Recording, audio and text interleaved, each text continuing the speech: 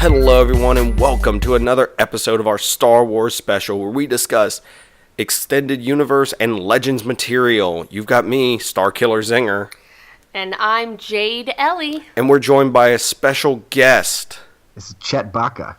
Yes, we have Chet from Down the Hall joining from the Down the Hall podcast joining us to discuss some EU and Legends material. Since I guess you want to just say EU from now on for this to make it simpler. Whatever since technically is both, easiest for everybody. Since technically both is true. Right. So I guess I should explain real quick what we're discussing in case anyone is out of the know. After Disney took over, they made basically almost everything that wasn't the movies non-canon. Yep, just basically wiped the slate clean and made everything from video games to TV shows to comics to books to action figures to everything in between was considered non-canon at that point. Except for Clone Wars. Except for the anime, the CG Clone Wars was considered canon. And they've retroactively made certain things canon since then. Right. Maybe not in the truest fashion, like Thawne. Grand Admiral Thawne is now canon, but not in the sense of the books that take place after Return of the Jedi. So that's what we're discussing today, is our favorite stuff from outside the realm of canon. And there's a lot, so we're not going to mention, obviously, everything. Yes, there is, what 40 years worth of stuff? I mean, it's the 40th anniversary for New Hope, so, I mean, there's a ton of stuff that's technically no longer canon. But, once again, Star Wars has a good habit of pulling stuff from canon into canon, so this might not all be not canon anymore. So, Chet Baca. Yes, sir. I'm just doing that this once. Since you're our guest, I guess, what was your favorite stuff from the extended universe? Sure. So my favorite stuff that I think that my answer has to be what I wish would still be canon, right? Or would be someday. Or just your favorite thing before it was blanked out of existence. Yeah. Quote there was unquote. a book series that I read, and it was called the Jedi Apprentice series. Mm-hmm. And it was about it was kind of like Obi-Wan's origin story. Oh, nice. And so it dealt with like him as growing up in the temple and then being chosen as Qui-Gon Jinn's Padawan, but Qui-Gon was reluctant because he had a Padawan before who then had kind of turned dark, and so it's this ongoing series where they have all these different missions, but it's this overarching story throughout all of that that has to do with Obi-Wan, leaving the Jedi, and then also Qui-Gon dealing with the fact that he had now two apprentices leave and one had turned dark, and so it's like this whole thing. So it was really good. I loved it as a little kid. I loved it. And I wish that it was still or would be turned into something that would be considered canon. Well, I mean, that's something they can definitely still pull from. Obi-Wan's origins are still really, I guess, not fully explained yet. And as we discussed before, in our spoiler stuff, there may be an Obi-Wan movie on the way. Could deal with his origins, could not. So, I mean, that's definitely some cool stuff. I think I read one of those books when I was younger. Because when you were saying that, I'm like, why does it sound really familiar? I think there might have been like 8 or 9 of them, actually. It was a pretty long series. Okay. Yeah, I was like, I swear this is ringing a bell for some reason, this storyline. But yeah, that's definitely a good one. I know that some other book series will come up later. So that's definitely very cool because I don't think anyone else mentioned Jedi Apprentice. So that's very cool. And are they all about Obi-Wan, or does it go to other Jedis are introduced? So I think it's mostly about Obi-Wan and Qui-Gon. So I think it's split between each of their perspective in each book. But then, like when they're in the Jedi Temple, of course, there's different interactions with other characters we would have known from there, like Yoda and etc. All right, cool. Ellie. Yes. What would you like to pull from the ether of the Force to bring forth to us today? Well, I mean, clearly I have to bring in a amazing female BA. Because, we don't cuss on this podcast. And I always don't know how to say her properly. Is it Mara or Mara Jade? I've heard both. I thought it was Mara, but I don't I don't know that. I guess if it's no longer considered canon, who's to say?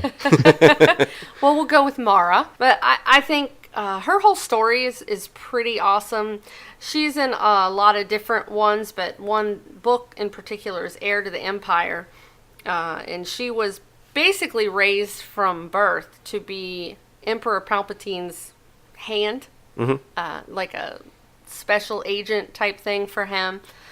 And one of his dying wishes is for her to kill Luke, you know, and that's kind of how she tracks him down and ends up not being able to kill him. If anybody knows anything about her, they end up getting married. And I don't know. I think her whole, she kind of goes from dark force user to and eventually being a Jedi master. I think her whole story is just really amazing and really cool. And I'd like to see more about her, but it'd be kind of, you know, it would be kind of hard to bring her back in to the Yes. to canon. Yes, it definitely would be hard to bring her back in. So Yeah. I enjoy her a lot, but unfortunately my dreams of ever seeing her in canon would probably be pretty hard. I remember her being involved with, like, the Emperor, like, had clones made of himself, or he somehow survived the explosion of the second Death Star. EU content gets really weird. Yeah, it does. So that's definitely a great character that I know a lot of people love, and I know when we've been to the Star Wars celebration and seeing pictures, a lot of people dress up as her still. Yeah, a lot of people cosplayed her as her, so yeah. So that's definitely a good one. One I'm going to mention, and I know that actually I'm going to play something real quick. Hey, this is Crossover University from thecrossoveru.com. It's Eric. Anthony. Al. Our favorite Star Wars Legends would be, for me, it was Knights of the Old Republic for Xbox and PC. Mine was Star Wars The Force Unleashed 1, not 2. 2 sucked. 2 was great gameplay. Just 1. Alright, and mine was the Old Republic TV show, the shorts that ran on Cartoon Network as the 2D animated Star Wars. I think those were amazing. They were absolutely really good. amazing. I could count each one as a short film. There was no Ahsoka. You mean Ahsoka? Ahsoka. I don't like her. You don't like Ahsoka? No. Dude, she's cool as Snips. She's got like one blade that's shorter than the other, and that bothers me. It's so she can I move don't quicker. like that. No, I don't like it. Alright. Yeah, check us out. We're on all major platforms. All right, so those were the guys from Crossover University, and they mentioned a few different things. Yeah. Chet, how video game knowledgeable are you on Star Wars? Yeah, just kind of touch and go, to be honest. Like, I've played probably every single Star Wars game because I am obsessed, as you guys are. Of course. But I've never been a huge gamer, so for me, I always love reading and watching videos, and just like a lot of the book series, especially. Honestly, like, I could talk for another 10 minutes about the series I already told you about. So it's more about books for me, I think. All right, cool.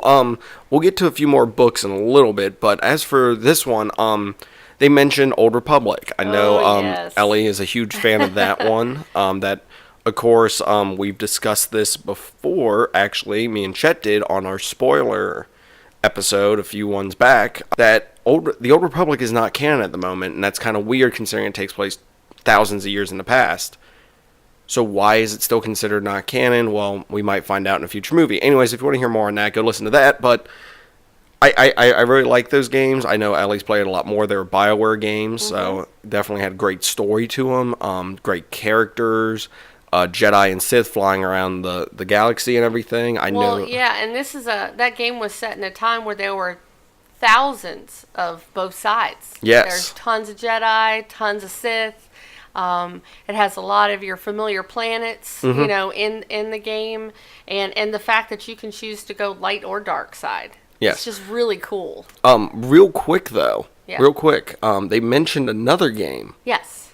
The Force Unleashed. Oh, yes. And that's why I wanted to play the crossover use stuff now, because Yay. I loved the Force Unleashed games. I love Galen Merrick, aka Starkiller. I enjoyed the storyline, even though it was kind of weird that he was the one building the rebellion, and everything, and he was overpowered to be able to pull a Star Destroyer out of the sky. And the second game got a little murky. I like the second game for the double lightsabers. That's the only reason I liked it, is because you could wield 2 lightsabers at the same time. I just remember, you played those more than I did. Yes. I loved watching you, and some of the scenes with Darth Vader were just so cool. Like, it was a neat way to see him. And those were considered canon because he's the one that formed the, I'm just going to go over the storyline real quick. Sorry to bore everybody. But he basically, Vader has him go out and gather all the rebels together.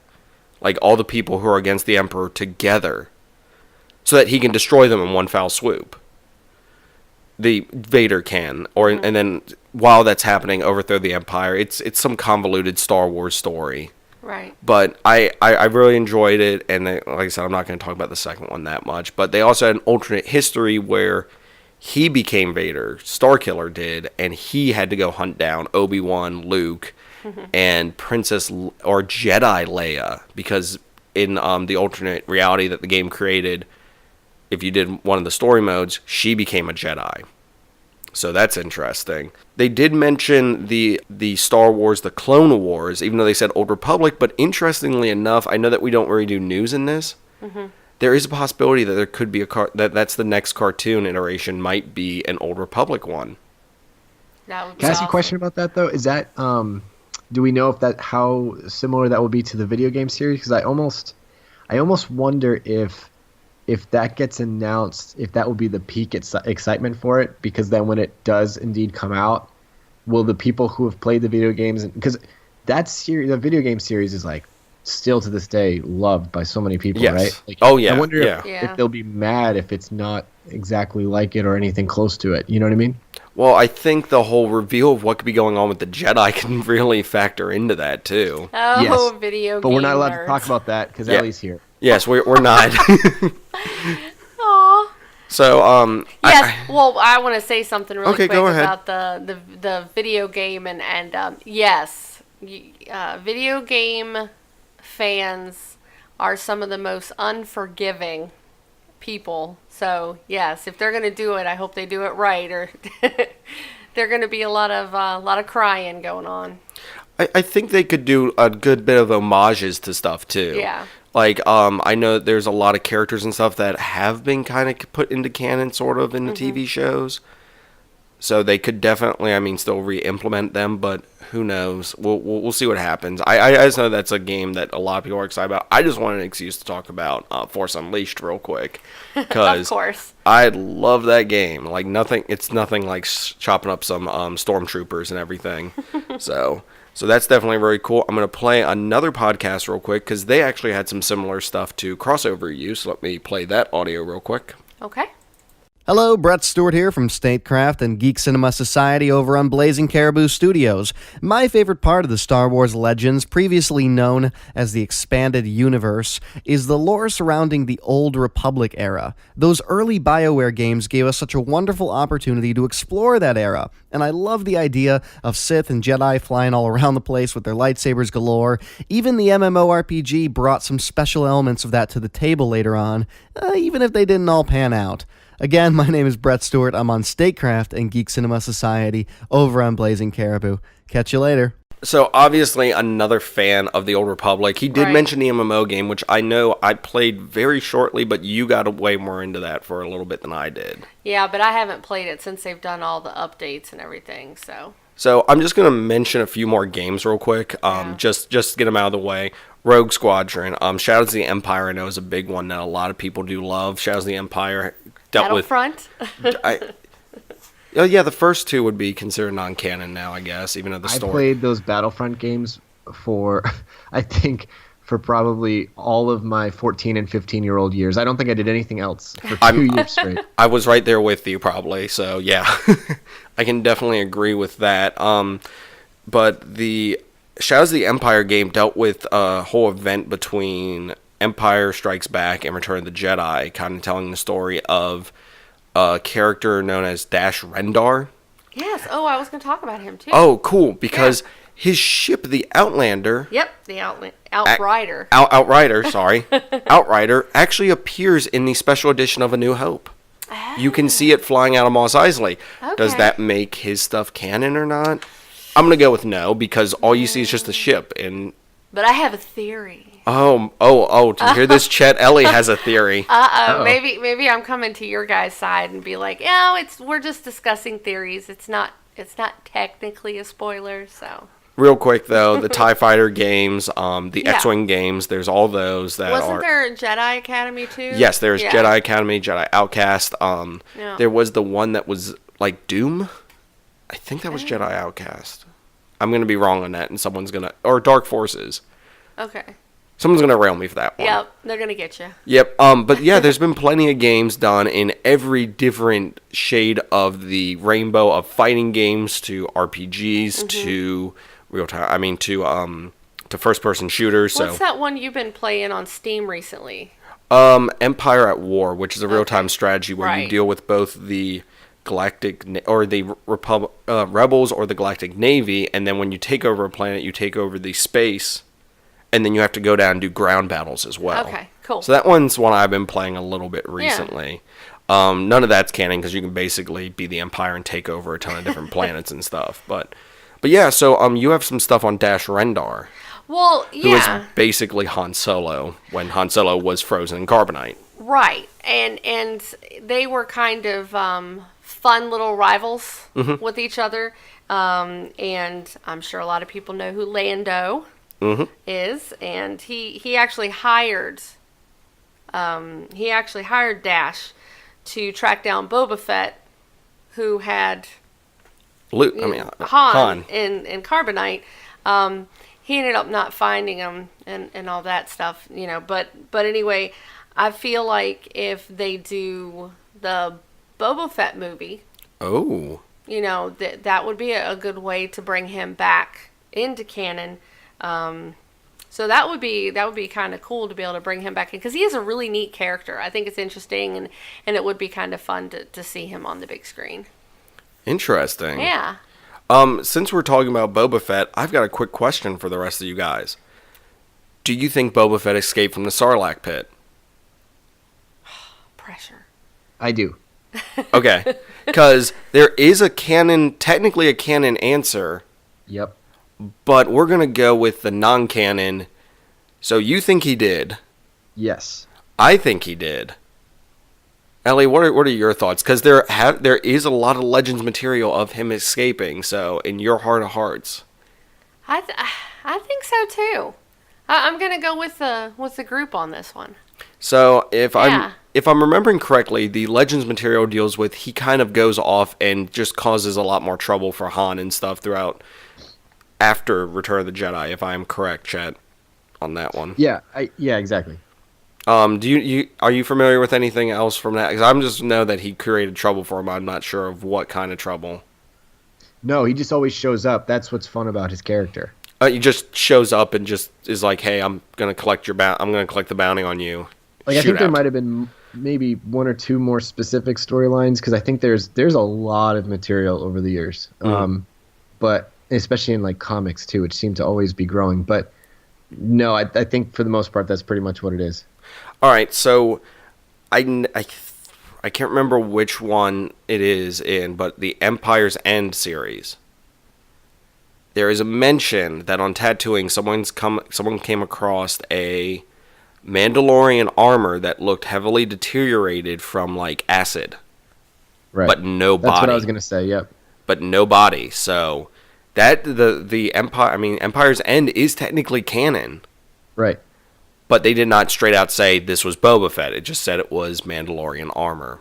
So right, but why would that be written in if it wasn't? You know what I mean? Like it's. So I feel like to take the time to do it, it has to be about Boba Fett. I agree with you 100%. But now we're going to go to further questions about Boba Fett. Do you think he's going to appear in a future movie? A future movie, as in 8 or 9. So you're saying not his own movie, but in one of the... Well, past the point where he supposedly, quote-unquote, died. Oh, okay. I gotcha. I mean, I definitely think they're going to do the solo movie thing. But you think it would take place before the events where it put him in? I think so. I think they're going to focus more on, the past and that sort of thing. But, I mean, it's possible. I think we'll see him again. and I don't think we'll see him as late as 7, 8, 9 because that's a lot of years after. Mm-hmm. But I think that there could be. I feel like there are going to be Netflix shows or material that comes out that would exist between 6 and 7, and I would imagine he's going to make an appearance in something like that. So I mean, since if they're going to do Netflix series, they're doing all these comics. I just want to know how everyone's going to feel on the 80th anniversary of this when they retcon all of this out of continuity. Well, and I can definitely see Netflix because Netflix has that big deal with Disney. Mm-hmm. So, yeah, I can definitely see if they're going to have a show on anything, it definitely would be Netflix. So that would definitely be cool. So I mean, I like Boba Fett. I've said my piece about what I want to see the movie be like. So I would want it to take place before he, quote-unquote, died. But I would like to see something about him returning, since it was heavily hinted at, and and like I said, in my heart of hearts, I think he broke out of there.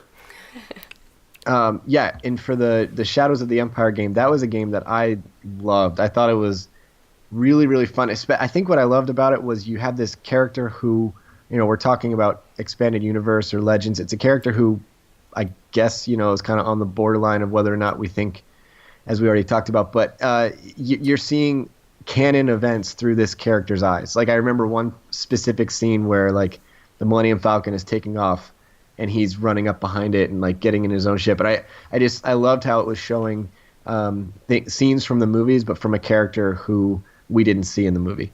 Yeah, that was at the Battle of Hoth that happened. Right, exactly. Yep. Yeah. So definitely Shadows of the Empire. I remember they had like toys, they had comics, they had everything for that.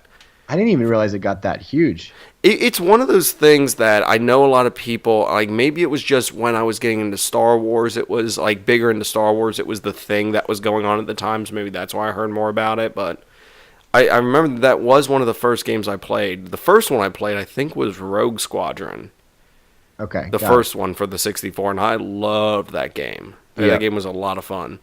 But yeah, like we've said, there's tons of Star Wars games, and then they got the new one coming out. They got Battlefront 2, which possibly bridging the gap. It looks good. I hope they fix all the stuff from the Well, the storyline, it actually has a storyline to it, so I'm excited about that. Yeah, because that's one thing that bugged me the most is there was no like single player campaign. There was stuff in the battles that kind of told the story, but not like a here's the story right here. Here's this. Here's that. So let's real quick. We got one more little entry before we get into some of our Twitter entries from another podcast real quick.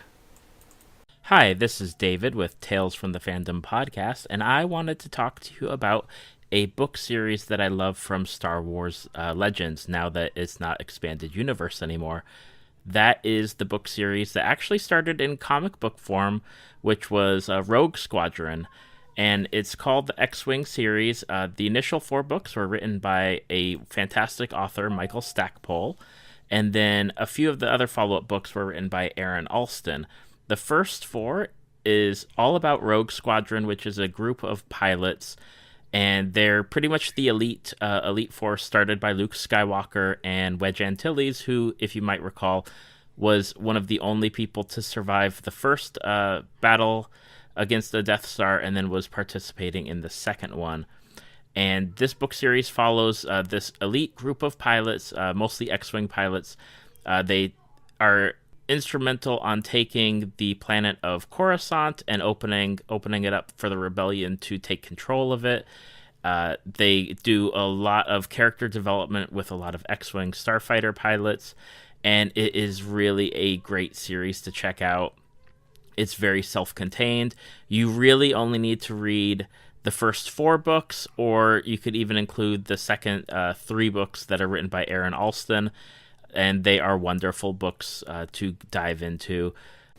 All right, so that was David from Tales from the Fandom, and he talked about the X-Wing series, which I might try to read now, because apparently according to him, it's very good. I know he's brought up a few other times that we've discussed stuff with him. Mm-hmm. But this also leads into one of our Twitter followers' post. This is from Unbeliever Russ, and he gave us Hojas Aques. I think I pronounced that right. Ekwesh? I don't know. We're guessing here. Sounded good. But this guy, okay, I if you've seen BoJack Horseman, imagine BoJack Horseman in a X-Wing pilot outfit. Sounds pretty killer. I But know that I can. okay, not drinking. Imagine him in an X-Wing outfit. Okay. Okay. But here's the thing. The funny thing is, there's a few other depictions of him, and he does not look like he doesn't have the longer horse face in the other pictures. I'm utilizing this one because this is how I was introduced to it. Oh, yeah. He was apparently a pretty, he was involved in the X-Wing books. So David, if you're listening, definitely give us some feedback if this is a character that you remember from the series. Horse face. Yeah, Hojas Aquest. Oh, just stop saying it. I'm going to stop Okay. saying it. All right, so no, I'm serious though. It just looks like I'll tell you what. I will can't get tweet. that out of my I head. will tweet this out Yes, when the please episode do. comes out. I'll make sure it's in our little collage thing. Well, I've got something I kind of wanted to mention really quick. All right, cool. Being that you and I both are huge comic book fans, we can't not mention, a little bit of comic book love in this series. The Dark Horse stuff. Yeah. Well, I was going to talk about Star Wars Dark Empire. Oh. So I know before people start throwing stuff at me, because we're gonna talk about a very beloved Jedi, and we don't want to tarnish him. But basically, I just think it's a neat. It's if you're a comic book fan, I don't know if you're familiar with the series where it's the What If series. Oh, from Marvel. Yeah. Right. DC has it's Elseworld for DC. Okay. Well, it's kind of similar to that, Mm-hmm. but this is if Luke went to the dark side, basically. I thought that actually happened in continuity. They said that this particular one was not. It was not considered canon, but Oh. it did cause a lot of fans aren't happy with it because they don't want to imagine their beloved Luke going bad because he's always that pillar of Well, hope. I don't know. I mean, Chet, you've mentioned this before that Luke's not always the most paragon when it comes to the Jedi abilities. Right. Like episode 6 when he force chokes the guards in Jabba's palace. That's a very dark side move. Attempts to use the Jedi mind trick. Yeah, and even saying a line like "Don't underestimate my power" is a pretty. I mean, Anakin said that, I exactly, and like I said, it's not that far fetched if you think about it. But I know a lot of people are like, "Oh no, he wouldn't do that." Right. But he was also wearing dark clothes, so maybe. Maybe. Oh. So it's a really interesting read. So I definitely like that one. Awesome. And there was and I'll say one more really quick so somebody else can go off for a little bit and talk about their stuff. I am by no means saying that this one is a favorite of mine. I just have to mention it because I think it's awfully hilarious. This was done by Marvel as well.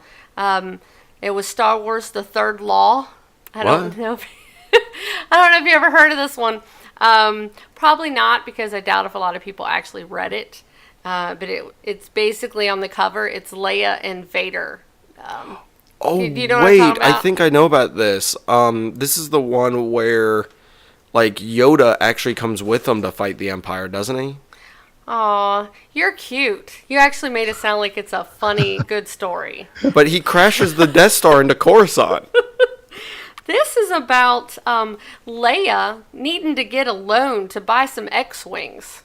So they go to a banking planet to get a loan, and apparently this planet has a law for no weapons. And Darth Vader is actually after her crown jewels. And she tricks him into getting mad and killing this banker something or other. I can't remember exactly, but he ends up killing this. It's like an imposter of that guy had already died, but he ends up killing them, and so the whole planet turns against Vader because he used a weapon and to be able to win their hearts so she could get approved for this loan. So it's really quite ridiculous. But Star Wars: The Third Law, Vader versus Leia. Huh. I know. I've never heard of that. Okay, the thing I was talking about was there was a different perspective or something comic Okay. series where it's certain events don't transpire the same Right. way, and in one of them, like Leia, they never blow up the Death Star for some reason, and basically they somehow still meet Yoda. Han and Luke still meet Yoda, and Yoda goes with them. I really should look up what this is. Well, see, that sounds so much better. But Yoda goes with them, takes over the Death Star, like gets to the controls, and pilots the ship into Coruscant, like crashes it into Coruscant to try to take out the Emperor. I'm really cliff noting this, but yeah, if you want to look it up, just look up different continuities of Star Wars. I'm sure you'll find it. It is interesting, to say the least. But I know that there is one more thing by Russ, and there is something that, Ellie's showing me a picture of it, of the third law. It's pretty intense. It's got, like, Vader on the cover, like, blocking a laser with his hand. Yes, it's pretty exciting. You have to check it out. Sorry. Weird. I'll stop. Thank you. Okay. So the last thing from Russ that Russ gave us in his whole lead up to Star Wars, which I've been trying to repost a lot of stuff he did. There was a lot of great stupid meme stuff he sent me, which I thoroughly loved. There was one for C-3PO, and it's got him over, like, I think it's Marx or something that said, "Oh, I guess you recognize my red army," instead of his red arm. Oh. So that one was funny. There's one from, like, the whole speech by Anakin, to where it's replaced with, like, he's talking about cooking something instead of him saying I hate them, it's I ate them. So it's just really stupid, stuff like that. But I just wanted to give Russ another shout out because he introduced us to a very interesting droid that is in the Star Wars thing, but you might not realize that he had an entire Legends canon behind him. Skippy. So, Chet, since you're our guest, I'm gonna throw this one your way. Do you remember the droid that was originally purchased by Uncle Owen? I do. And he, what like, short-circuited him? Like, he short-circuited. Yes, but did you know that he did that because he was actually a Jedi? I always wondered. I don't think I ever would have come to that conclusion, but I always wondered what actually happened there. I thought it might have been R2's doing. I don't know. Well, apparently there's an entire Legends backstory on this droid, also known as Skippy the Jedi Droid. It's so awesome. And apparently he could sense that, and by the way, this droid sacrificed himself to save the entire universe, or galaxy, because... Such a martyr. Because he realized that R2 had the plans. Through the Force, we noticed that. And also foresaw Luke taking down the Empire and everything. And foresaw everything that was about to happen. I don't know how Skippy doesn't have his own solo movie. Or a statue in everyone's house in his honor. It's amazing. Yeah, at least a statue. At least. But he short-circuited himself to save all of the people in Star Wars from the Empire. It's actually a beautiful story. It is. I'm actually tearing up right now. It's so beautiful. What day is Skippy Day? Oh, I think we can decide that right now, right? Sure, why not? Hashtag Skippy Day. Hashtag May the 6th, because thanks to him, we're allowed to celebrate May the 4th. And, that's right. And May the 6th be with you, or 5th. I can never pronounce that one correctly. It's okay. But, so officially we are announcing that May 6th is Skippy the Jedi Droid Day. Yep. Forever may he stay in the Legends continuity. So this last thing we're going to discuss is something that has been mentioned earlier by the other podcast, and something that all three of us loved.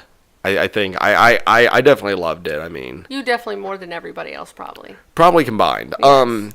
The Clone Wars series that was done in the after Episode 2 and prior to Episode 3, and actually bridged the two movies, and actually made Mace Windu look awesome. Well, more awesome. Let's make that clear. Or awesome. Okay, I'm just saying he was pretty awesome in the movies. He's all right. Okay. So we all watched this. I watched it as a kid, and I loved it. And I've told this story before, so I'm not going to tell it again. But it was not made continuity, and it basically takes place in the first part of the war and the last part of the war. And actually, the show ends leading into Revenge of the Sith, to where they're about to do the hyperspace jump, Anakin and Obi-Wan to Coruscant to get involved in the battle. So I love this series. The first volume had very little dialogue in it. Oh yeah, definitely. So what did you guys think of the first volume of it? You Chet? you can take it first. Sure. Okay. I thought it was like the most action-packed cartoon that's ever existed. Yes. It is intense. Yeah, I mean, I don't know. I'm not sure what reasons they had for not wanting to include it when they did include the other shows later. But, I mean, I definitely don't think I cared for it as much as you do. But it does. But that's not to say that. Don't get me wrong. That's not to say I didn't like it. I think I never. I guess someday we might find out exactly why or when they drew lines to determine what was or wasn't worth it. Keeping, that is. But anyway, I guess that's neither here nor there. But yeah, ultimately, it was a really good show for its time, especially. All right, well, I'll tell the story real quick then. This was at Star Wars Celebration 5 in Orlando. Me and Ellie attended the panel where they were discussing the current running Clone Wars series, which was the more current one that Rebels took over. Yes. At the panel, there was a huge line, so I did not get to ask a burning question I had, which that question was, is the older series canon or not? Mm-hmm. Someone else did ask it, though, so I was very happy. And as I sat there, that someone walked up to the stage, someone who was not part of the panel walked up to the stage, the main guy leaned back, had something whispered into his ear, and then leaned forward and went, "That is no longer canon." Oh, no. So this was made uncanon before Disney even purchased it. So I guess the reason is because they had... I guess they might have had the ending already figured out, possibly, because I know that the Ahsoka novel kind of takes place during Order 66 and everything, and there's some stuff that might have interfered with it. Now that we know that now, but then everyone was upset and everyone was like, "Why?" But I love this series. It was over the top by all means. It did introduce us to Grievous, and I guess this is where. I couldn't resist. I'm sorry. Go ahead. He didn't have the cough in this series, though. I know. It's just fun to do it. He was introduced, and I thought they did a much better job with him in this than they did in a lot of other material, because he seemed like someone who was formidable to the Jedi. And in other stuff, he was more crafty, and, he was weaker than a lot of Jedi, so he kind of had to, Yeah, that's a good point. He's more a formidable thing. Like, he was able to take on several Jedi all at once, including Ki-Adi-Mundi, who is a Jedi Master, was able to take him on. And that was sort of, he was introduced then, and they didn't have him have the arms break apart to have the forearms. He only had the two, but he was able to wield lightsabers with his feet. Nice. In the series. Also, I love the clone troopers in this. They didn't really have many lines, but they were really cool. Another thing I love from this, I'm sorry, this is just going to be me apparently just talking about how much I love this. Oh, I know what you're going to okay. bring up. The big guy. No. I'll get to the bounty hunter in a second. Sorry. Okay. So, Obi-Wan Kenobi's outfit. There's a scene where there's like a ton of speeder bikes. Mm-hmm. And he actually has a stormtrooper armor, but his robes are over it. That is hands down one of my favorite outfits for some reason. I don't know why. I just really enjoyed the whole... He's in his Jedi robes, but he's got the armor on under his robes. Now and there was on fashion on Star Wars. Apparently. But he gets in a fight with a bounty hunter named Dirge. Yes. Who is... He actually was a big player in the comic series, too. And was actually killed by Anakin in the comics. The only way they killed him was they tossed him into the... He basically shot him out of his escape pod, used the Force to push him into the sun. So, that's the only way to take him out, but he fought Obi-Wan, and Obi-Wan stabs him through the chest, and he just laughs at him. I'm sorry, I thought that was awesome. And then in the volume 2, which took place, like I said, the last 6 months of the war, that one was very well done. It showed the companionship between Anakin and Obi-Wan, I thought was done really well. It kind of filled in some of the blanks there, including showing C-3PO in his gold armor for the first, gold suit for the first time, so that was introduced there. Grievous was also introduced, to showing him having 4 arms. And, fun fact, Jedi Master Shakti was supposed to die in the original cut, in the original script for Revenge of the Sith. They actually filmed it. It's a deleted scene. Grievous kills her. Like, they get on the ship and Grievous kills her before they meet up with Dooku. Interesting fact, that scene was taken out because of the way that the show ended, where she was actually left on Coruscant. So that's a fun thing there that affected the movies. But another thing that's interesting is that the whole coughing thing that you talk about and making fun of, that was actually caused by Mace Windu. He used Force Crush, which, by the way, is a dark side move, to crush the chest of Grievous, and that's what gave him the coughing problems. So that's very cool and everything. I mean, the only thing I don't like about that series, I don't like the way they draw Anakin. I don't know why. I like everybody else. I think it's neat. It's a different style and everything. But I don't know, there's something about Anakin I don't care for. I think the other Clone Wars series does it better. Well, like I said, I really enjoyed this series. It was over the top, yes. I mean, there's an entire fight scene where Mace Windu doesn't even have a lightsaber and is taking out droids with his bare hands. Yes. Like, just basically is able to punch them and use the Force to basically rip them apart. So that's definitely awesome. Isn't there a fight scene underwater, too, at one point? Yes, there is, with Kid Fisto. Yay, and that actually had a really interesting thing. In the Clone Wars series... Wow, I'm getting really nerdy with this. In the Clone Wars series that was the one that is canon, there was scenes where they were underwater and they used their lightsabers. Mm-hmm. But they did not have any bubbles around them, because that would be what would happen if a lightsaber was ignited underwater. It would, of course, boil the water around it. Right. In the one with Kid Fisto, he uses it and it shows the boiling effect around it. And he also is able to make force bubbles underwater and throw them. So that was really cool.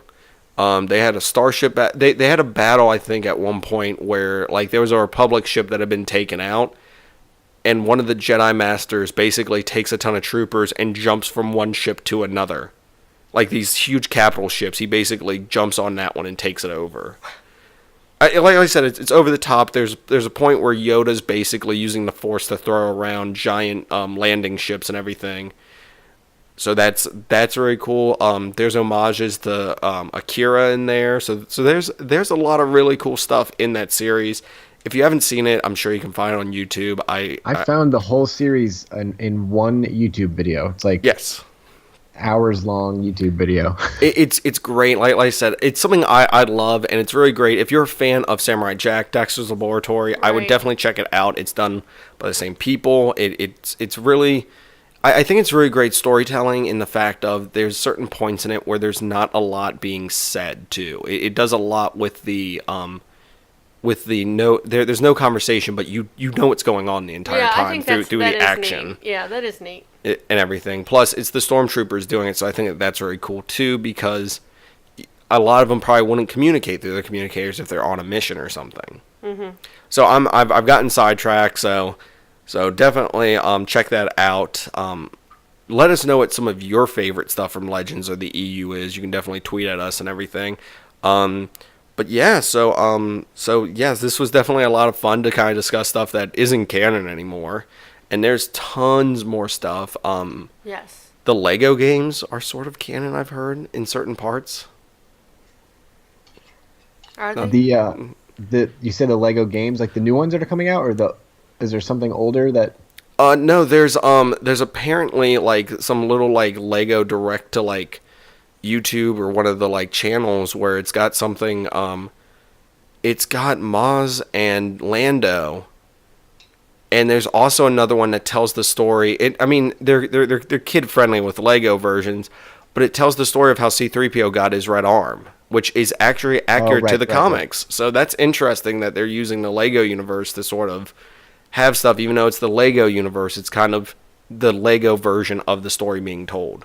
Because as of right now, in the movies, they haven't explained why he has the red arm, but in the comics, it has been explained. All we need is one or two things to be confirmed from that, for then now everyone's going to be going through those scene by scene, trying to get hints about what might telling us. Yeah, what the Lego games might be telling us. Yeah, exactly. Yeah. Well, when the scene coming up, in the scene coming up, Rey's gonna build the ship they're gonna get off this planet with by using the Force with all these bricks sitting over here. I saw it in a Lego game. My jokes are terrible. Insert cricket noises. I didn't know. I wasn't sure where. I thought you were still gonna add more to it. No, that's about it. Welcome to my world. You can't say my jokes are terrible. You have to wait because sometimes punchlines settle in after like a half second beat. So, but as soon as you say like my jokes are terrible, well, then now I have to comment on that. Instead, I'm trying to. Oh, great! So I've Rodney in the background now. Yeah, Rodney's in the background. Rodney saying, especially with Chet, is all he can contribute to this Star Wars conversation. Yeah, that's it. That's all. If it's making fun of Chet's ability to understand jokes, I'll jump right in with you. It's not you, it's him. All right. So after being made fun of by everyone, including Rodney, who is just apparently floating around in the background, just waiting for his chance to see the world burn. Yes, I think we're gonna wrap this episode of our Star Wars special up. Thank you. I would like to say a big thanks to all the podcast and Twitter followers that have contributed to this. A big thanks to Chet Baca. Yes. For joining us. I know it was very great to have you on again. You have joined us in the past for the Star Wars theories discussion, so yes. I'm sure when the next trailer comes out, we might have another discussion. A trailer breakdown. Why not? And maybe adapt Absolutely. our theories then. So it's definitely great to have you. I'll give you a moment to sort of plug what you do, you and Rodney, aside from make fun of me for making terrible jokes. Yeah, thanks, man. So our show is called Down the Hall Podcast. You guys have been seriously great. You guys contribute to all of our topic discussions and conversations we have each week. We try to shout you guys out as much as possible. Basically, what we do is every Monday we have a new episode that comes out. And our biggest thing is trying to help people take back movie night, because people spend an average of 115 hours every year just wasting time looking for a movie to watch. So Rodney and I do a lot of that for you, and we find one strong recommendation a week of the many, many movies we watch. We try to pick one a week that we feel is worth everyone's time. So we do fast-paced episodes, try to keep them fun, lighthearted, and like I said, you guys have been really, really great helping us get that going, so appreciate it. Awesome. Ellie, what would you do with 115 hours? Thank you. What? Can I do anything with 115 Well, hours? you would be able to Yeah, get if it you have back an extra because 115 hours because this they're year. giving you what to watch on Netflix. Okay. I would do more cons. Comic book convention? Yes, I mean conventions? Yes, definitely. That's what I would do. Awesome. Yes. Awesome. How about you? Well, if I had 115 hours, I'd It's probably not spend... 115. Yeah, it is. 115 hours. Oh, I thought it was 50 something. No, 115. 15 hours. Darn it! Okay, I'm Yep. sorry. 115. I'm sleepy. All right. I would take that time and watch more Star Wars. Oh, of course you Why would. not? Right. Good All job. right. Well, once again, it was great to have you. Just as a quick reminder before we wrap up today, next month's episode is Rogue One. Yes. So we will be discussing Rogue One in all of its opinionated glory, because I'm sure that one won't have any opinions in it. Oh no, it's going to be Force Awakens that you're going to be. I was going to say, wrong movie. Force Awakens is the one you'll be opinionated about. Yes. So if you want to tweet at us your favorite stuff from the EU or Legends, you can always do that at... Zeng This. And if you want to listen to all of our episodes, you can always go to SoundCloud, iTunes, or Stitcher or Google Play. Zeng This. And leave us a 5-star review on iTunes. You can find us on Facebook. Zeng This. You can also find us on Instagram at Zeng This Podcast. Yes.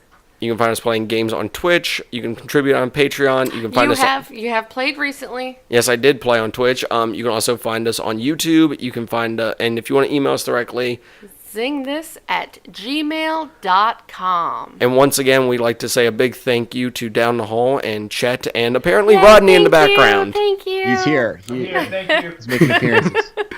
And we'd like to thank you guys for being on our Star Wars special, and we will see you guys in a galaxy far, far away. Thanks, man. Appreciate it.